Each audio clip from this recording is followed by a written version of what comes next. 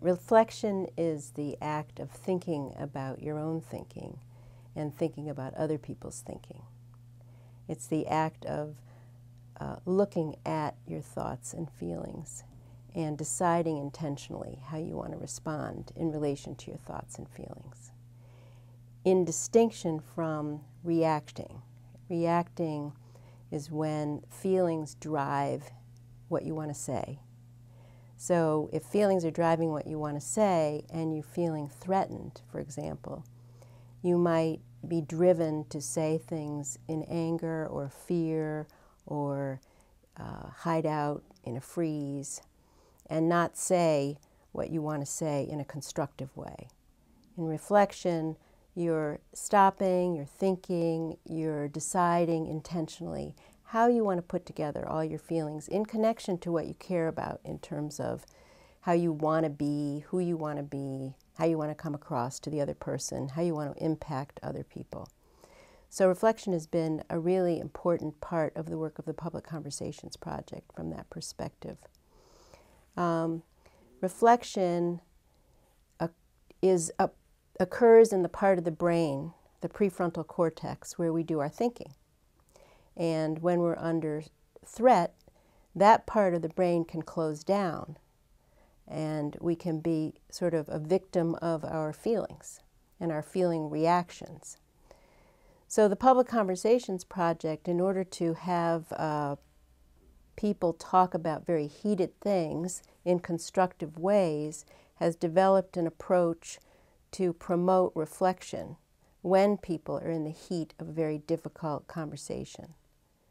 So there are certain strategies that we've developed to help people stay connected with these higher brain functions so that they can actually be interested in other people, be curious about differences, hold multiple ideas, thoughts, and values, even if they're in conflict with each other, between themselves and others and within themselves, all at the same time.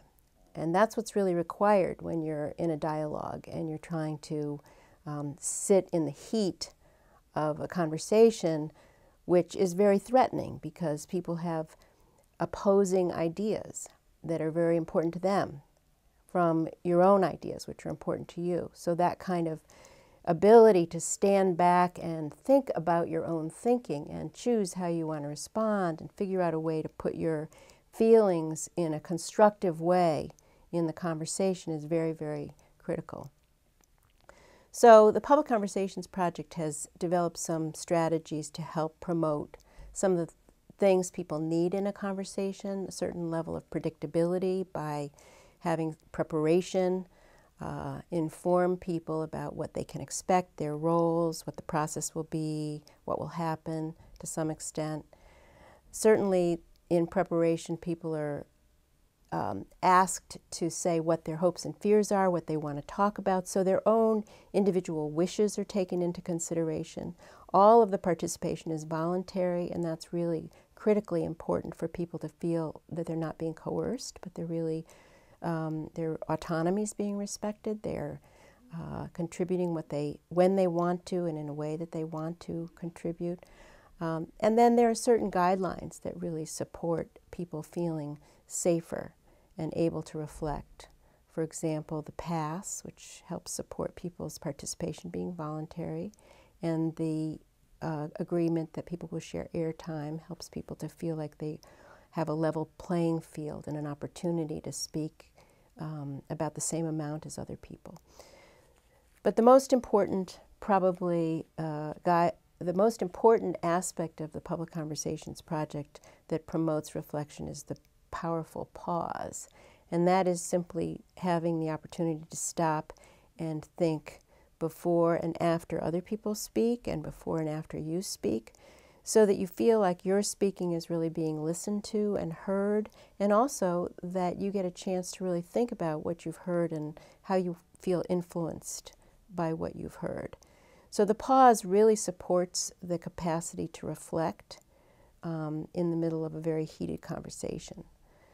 So I would say that I think reflection is part of what makes us human, because other animals have a certain kind of consciousness, but they don't have the consciousness to think about themselves, to think about their own thinking.